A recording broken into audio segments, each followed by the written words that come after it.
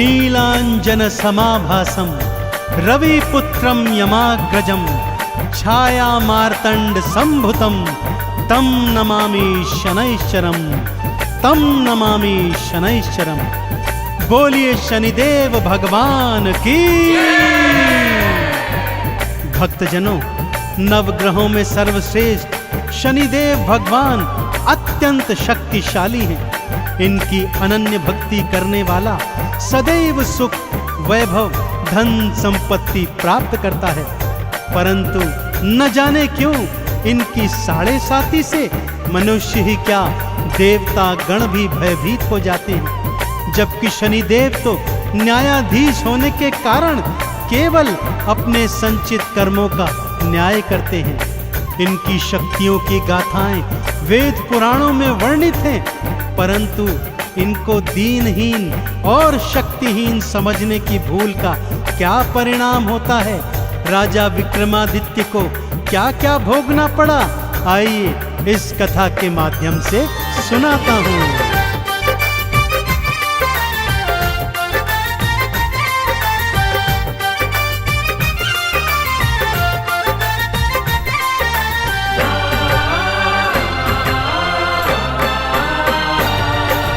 सूर्य पुत्र शनिदेव की गाथा। सूर्य पुत्र शनिदेव की गाथा भक्तों बड़ी महान है। भवसागर से पार हुआ वो जिसने किया गुणगान है, जिसने किया गुणगान है। सूर्य पुत्र शनिदेव की गाथा भक्तों बड़ी महान है। भवसागर से पार हुआ वो जिसने किया गुणगान है, जिसने किया गुणगान है। सूर्य पुत्र शनिदेव की गाथा।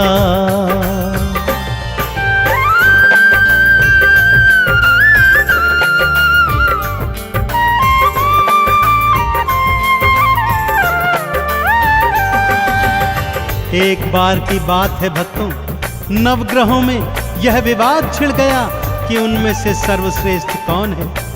जब विवाद नहीं सुलझा तो 9 के 9 ग्रह त्रिदेवों की शरण में आए, परंतु त्रिदेव भी उनके इन प्रश्नों का उत्तर नहीं दे पाए। इस पर देवर्षि नारद ने नवग्रहों को बताया कि पृथ्वी लोक पर विक्रमादित्य नामक एक अत्यंत न्यायप्रिय राजा है, वही आपके प्रश्नों का उत्तर दे पाएगा। नारद जी की बात मान 9 के 9 ग्रह विक्रमादित्य के सन्मुख आए और वही प्रश्न दोहराया। विक्रमादित्य ने अलग अलग धातुओं के आसन बनवाए और नवग्रहों को अपनी अपनी पसंद की धातु के आसन पर विराजमान होने को कहा। आगे क्या हुआ, आइए सुनते हैं।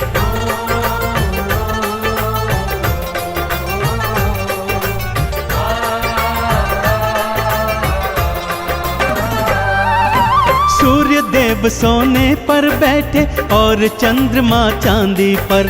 बुध ने पन्ना मंगल मूंगा, राहु केतु गोमेद पर। शनि देव को लोहे की धातु तो बहुत सुहाती है। लोहे के सिंहासन उनकी दृष्टि तो पड़ जाती है। लोहे के सिंहासन बैठे,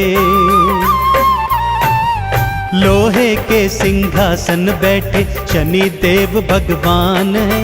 भवसागर से पार हुआ वो जिसने किया गुणगान है, जिसने किया गुणगान है। सूर्य पुत्र शनिदेव की गाथा भक्तों बड़ी महान है।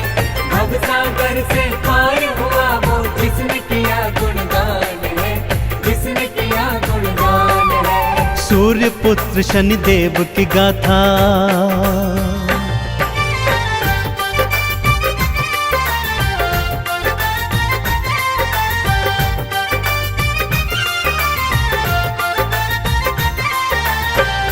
जैसे ही नवग्रह अपनी अपनी पसंद की धातु के सिंहासनों पर बैठे, विक्रमादित्य प्रसन्न मुद्रा में बोले, लीजिए निर्णय हो गया। जो ग्रह सर्वश्रेष्ठ धातु अर्थात स्वर्ण पर बैठा है वह सर्वश्रेष्ठ है, और जो ग्रह सबसे निकृष्ट धातु अर्थात लोहे पर बैठा है वह सबसे नीचे है। यह सुनकर शनिदेव का क्रोध 7वें आसमान पर चढ़ आया। मन ही मन वो बोले, राजा विक्रमादित्य, आज और अभी से तेरी 7.5 प्रारंभ होती है। और वो सभा का त्याग कर चले गए। अगले दिन घोड़े का व्यापारी बन वापस दरबार में आए।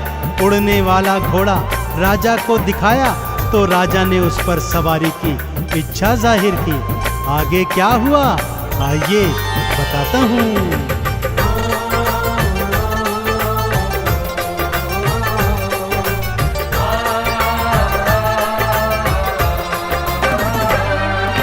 घोड़े पर ज्यों एड़ लगाई, पवन वेग से उड़ने लगा। और घने जंगल में राजा विक्रम को वो फेंक गया। चोर लुटेरों ने राजा के गहने कपड़े लूट लिए। भूख प्यास से बेदम राजा नगर नगर फिर घूम लिए। एक सेठ ने जब देखा तो, हाँ, एक सेठ ने जब देखा तो लगा भला इंसान है। भवसागर से पार हुआ वो जिसने किया गुणगान है, जिसने किया गुणगान है। सूर्य पुत्र शनिदेव की गाथा भक्तों बड़ी महान है। भवसागर से पार हुआ वो जिसने किया गुणगान है, जिसने किया गुणगान है। सूर्य पुत्र शनिदेव की गाथा।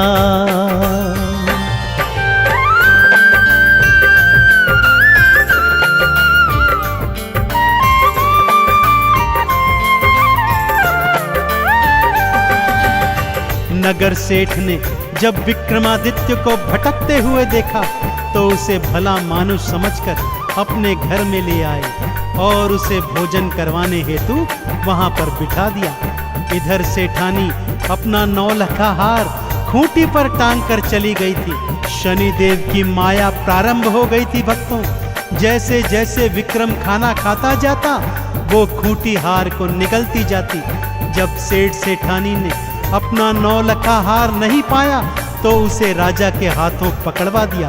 राजा ने भी उसे चोर जानकर उसके हाथ पैर तुड़वाए और जंगल में फेंकवा दिया।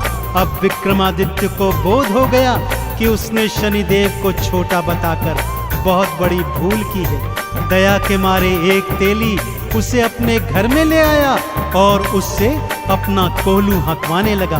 विक्रमादित्य कोल्हू हाँकते जाते और शनिदेव की स्तुति राग दीपक में गाते जाते।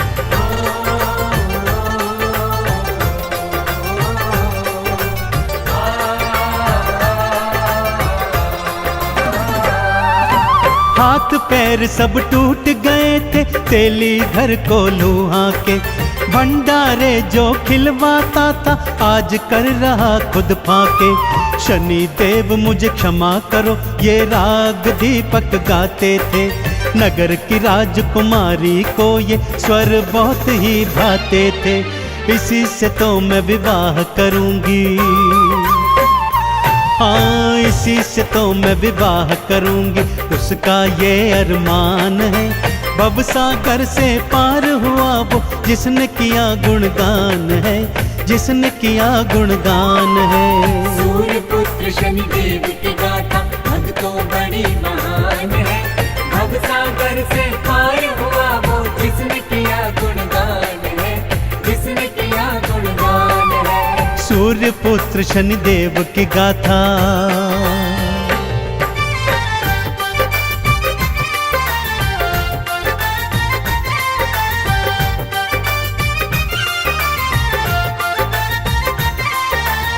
नगर की राजकुमारी को विक्रमादित्य की आवाज इतनी अच्छी लगी कि उसे बिना देखे ही उसने उससे विवाह करने की ठान ली।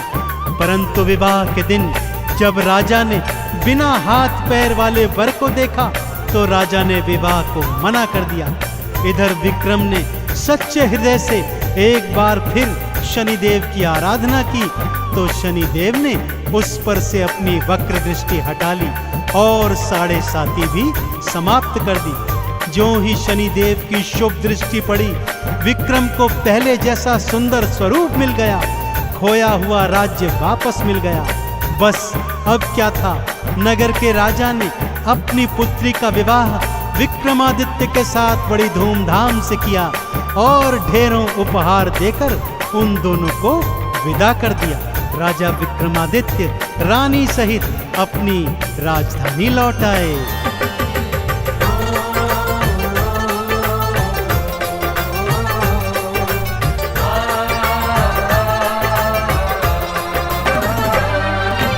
वक्र दृष्टि जब हटी तो भक्तों हाथ पैर वापस आए।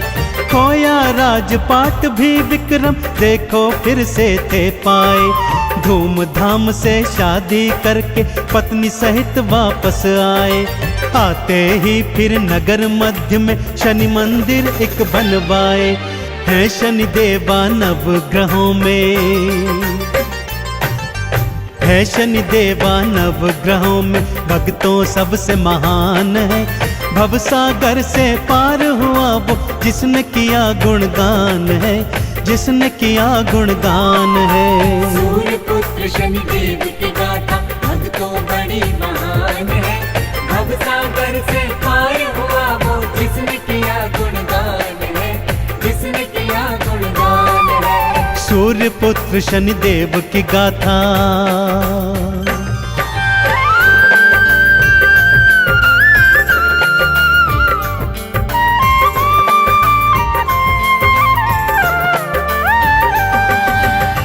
अब राजा विक्रमादित्य सपरिवार हर शनिवार को शनि मंदिर जाते, शनिदेव को तेल से स्नान करवाते, लोहा तिल तेल उड़द का भोग लगाते, उन्हें नवीन काले वस्त्रों से सुसज्जित करते, काले चने बैंगन और सरसों के तेल में बने पकवानों का भोग भंडारा बनाकर गरीबों को खिलवाते। इस तरह वो जीवन पर्यंत शनि देव के कृपा पात्र बने रहे। और भक्तों, यह कथा हमें यह संदेश भी दे गई कि नवग्रहों में सर्वश्रेष्ठ तो शनिदेव ही हैं। तो बोलिए मेरे साथ, भगवान शनिदेव महाराज की।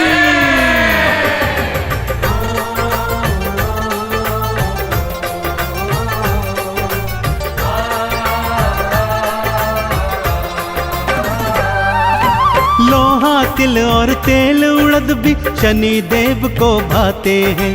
हर शनिवार जो शनि देव को ये अर्पित कर जाते हैं। चंदन तिलक लगा के शनि की आरती 40 गाते हैं। शनि देव के 12 नामों को मन से जो ध्याते हैं, शनि देव की कृपा पाते, शनि देव की कृपा पाते करे शनि कल्याण है। भवसागर से पार हुआ वो जिसने किया गुणगान है, जिसने किया गुणगान है।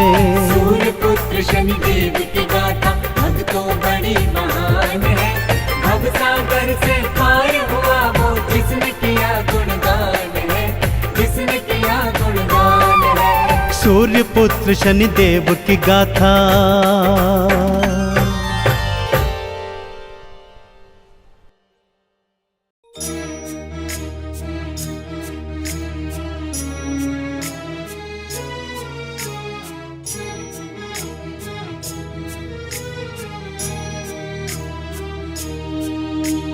नीलाञ्जना समभासं रविपुत्रं यमाग्रजम् छायामार्तण्डसम्भूतं तं नमामि शनेश्वरम्। नीलाञ्जना समभासं रविपुत्रं यमाग्रजम् छायामार्तण्डसम्भूतं तं नमामि शनेश्वरम्।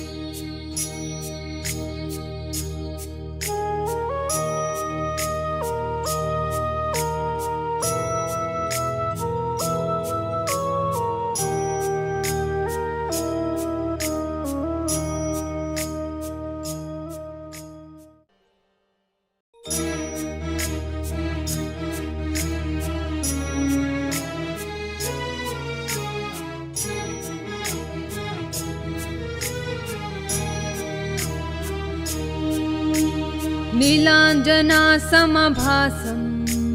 रविपुत्रं यमाग्रजम्